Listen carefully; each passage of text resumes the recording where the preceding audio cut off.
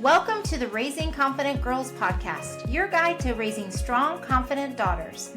I'm Melissa Jones, the founder of Girls Positivity Club and a teacher for over 20 years.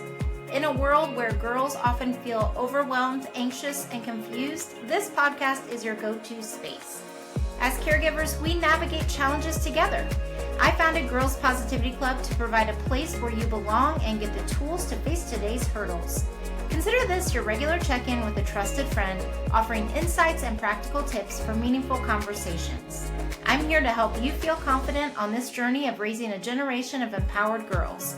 Let's dive in and raise those confident girls together. Hey everybody, it's Melissa and welcome back to Pep Talk Friday.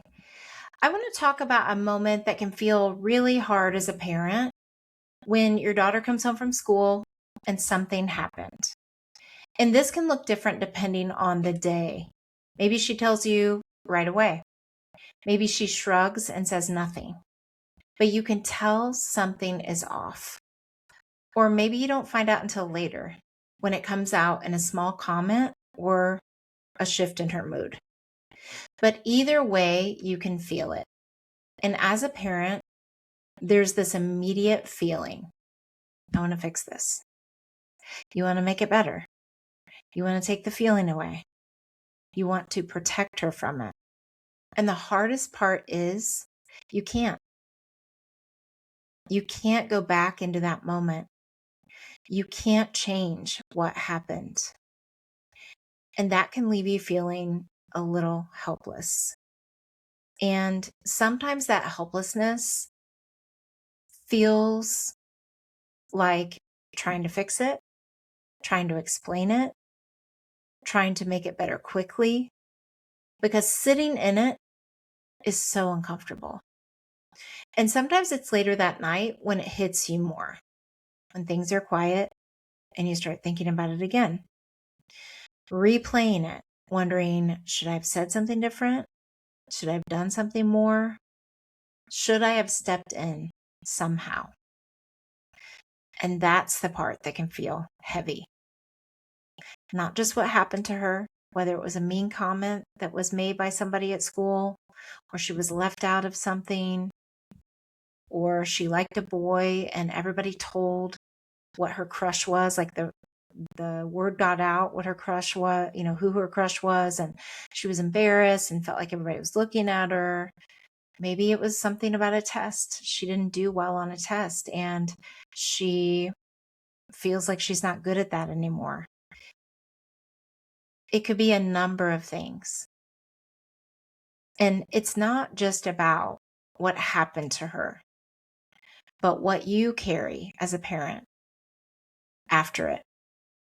So here's the shift I want to offer you. When something happens at school to her, your role isn't to fix the situation. It's to be the place she comes to afterward. And those are two very different things. Because fixing says, let's make this go away.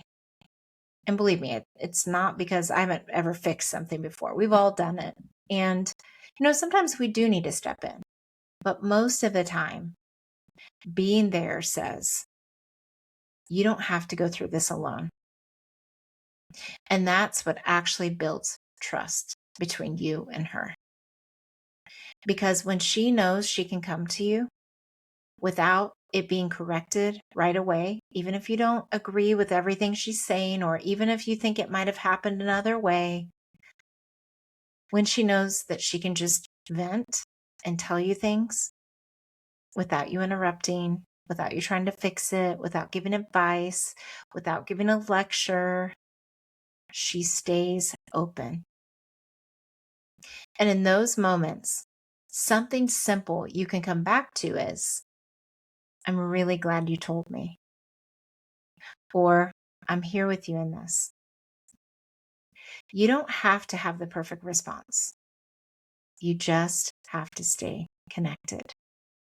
Because sitting in something hard with support is very different than sitting in it alone. And what we want our girls to do is know that they can come to us and they can tell us hard things and not be afraid of our reaction. Or think, well, she won't agree with me, so I'm just going to handle it myself. And when you are just sitting in it with her, and it doesn't mean you're not helping her process through it, but when you're just sitting there with her, however that looks for you, that's what you're giving her. The safe space where you are glad she told you. No matter how small it is, or big, or anything in between, that's what we want, is for them to feel safe enough to come to us. Because I know for myself as a parent, I don't want my child to be afraid to come to me if something big does happen. So we sit with them in the big moments, the small moments, the middle moments, everything in between consistently. And it doesn't mean perfectly, because I've said the wrong thing, I've lectured, I've jumped in, I've done all the wrong things. But more times than not, I try my hardest to just be there. And that is so powerful. And that's exactly what you're giving her when you're in it with her. So if you've had one of those moments recently where something happened and you didn't know what to do, you didn't do it wrong, even if you might have said the wrong thing. There isn't a perfect response. There's just presence. And that matters way more than we think. Because over time, she won't remember exactly what you said, even though we wish they would be able to remember, because sometimes we can give some really good advice. But she will remember that she could come to you, that she wasn't alone in it, that she was understood. And that's what helps her move through moments like this. Not how perfectly you show up all the time. And if you've ever walked away from one of those moments thinking, I wish I would have handled that better, I want you to know something. It's not about getting it perfect in the moment. It's about what she experiences from you over time. And if you mess up, try again. Go back to her and say, I really don't think I said the right thing there. And here's what I really wanted to say.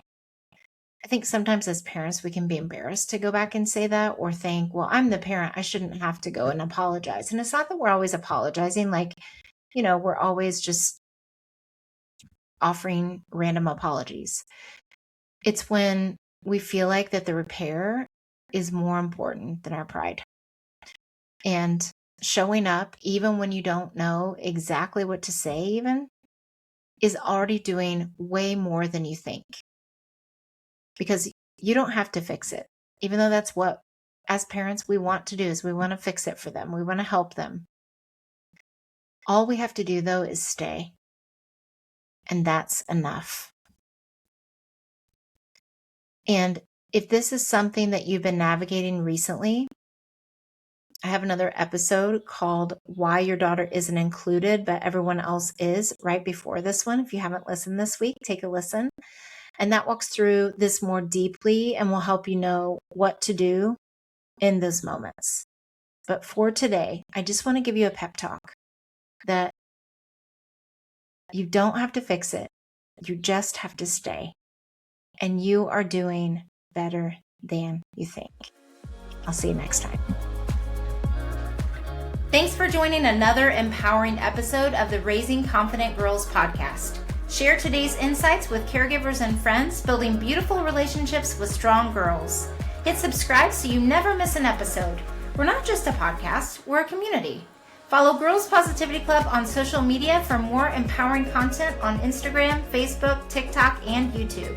This podcast empowers you, supporting incredible girls.